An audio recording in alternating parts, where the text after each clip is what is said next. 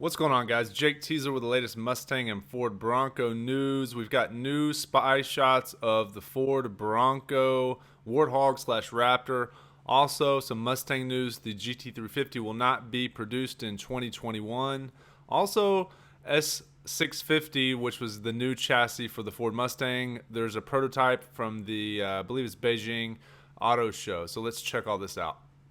All right, guys, here it is. Ford officially discontinues the Mustang Shelby GT350 and 350R.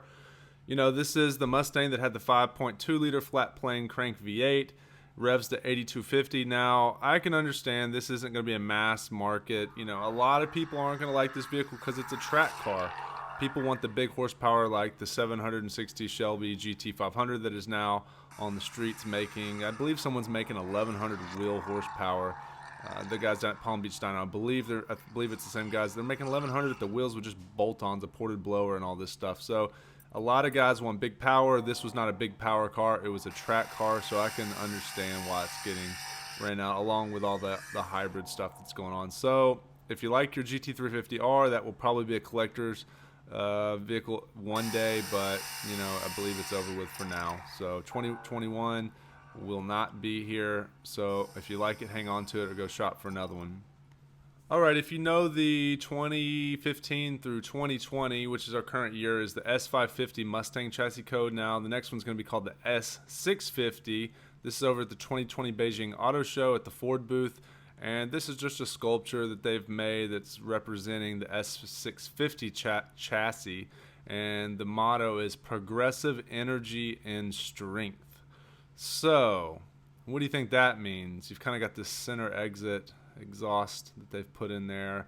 It does have a fastback design, and it does have a big fat grille. Who knows what the car is going to look like when it comes out, but with this motto of progressive energy, progressive and energy is going to mean hybrid, I would like to think, with Ford, the way they're going with everything. So, it looks like it's probably going to be a hybrid Mustang. Hopefully, they'll still keep the V8 option. But a turbocharged engine like the 4-banger turbo plus a hybrid battery, power plant is going to help. You know, those cars are really fast. You have instantaneous torque. Then you have the turbocharger on the top. So you can make a ton of power with that setup. And I think we'll eventually all get used to it. Hopefully they keep the V8 though. So that's just that's the latest news on the S650 chassis and the GT350. Now let's get over to the Bronco stuff. So, new photos as of today over at Bronco 6G. This is the 2023 Bronco Warthog prototype. Now, this has actually got the F150 Raptor wheels on it, which are, they call them beadlock capable wheels. And if you check this thing out, it is good looking. You can see it looks like they've got some roll cage thing going on inside of there, but it's beefed up. Bigger wheels, tires. And what else can you notice about that? Is there anything else that you notice about underneath the car that you can spot out there? Besides the oversized fenders, bigger wheels and tires, there's little shiny things under there. Those are the Fox Live Valve technology. So that's what was applied to the 2019 Raptor. And let's go through the photos, and we're going to go over to Fox to kind of check and see what they say about them. As you can see, it looks like it's got a completely wider stance. It looks really good. They still have the different wheel on the back. So I don't know if this will be like an optional wheel and tire package or not. But those are the exact same wheels and tires that come on the Bronco. So here you can see that Fox active valve suspension. So let's go over here. Basically, if you don't know, it increases or decreases the diameter inside of the shock to allow more or less fluid to travel through. So when that thing gets compressed, if it wants it to be firmer, they can make the hole in here smaller, so less fluid, it makes it stiffer. Does that make sense? Then the more travel you open it up, more fluid can go in and out, it makes it softer. That's basically it. So a lot of people are just saying it's too wide. And let's look at this photo that someone posted comparing the new and the old. So this would be the Raptor slash Warthog. compared to the Sasquatch. This is the Sasquatch right here, and they did an overlay of the Raptor and the Warthog. Now the Warthog, it looks like it just pretty much has, you know, I don't know how they did that. If it's just the wheel and tire package, you know, the differential lines up there just the exact same actually. So higher offset wheel plus bigger wheel and tire plus larger fenders is what it looks like.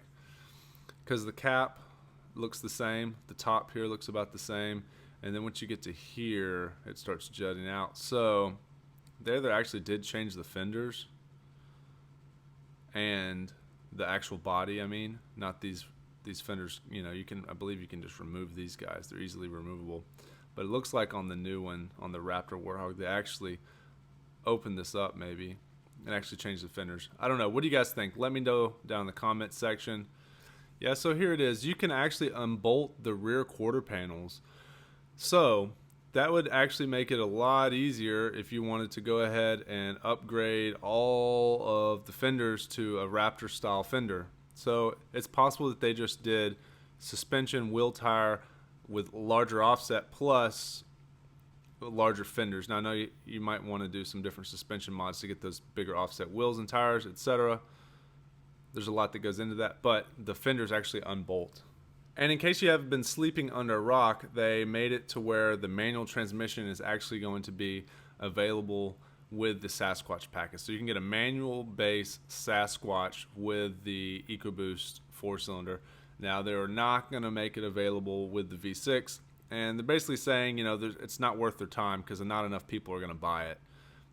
They said the take rate is just not high enough for manual transmissions, let alone with the upgraded engine. So that was the reasoning there.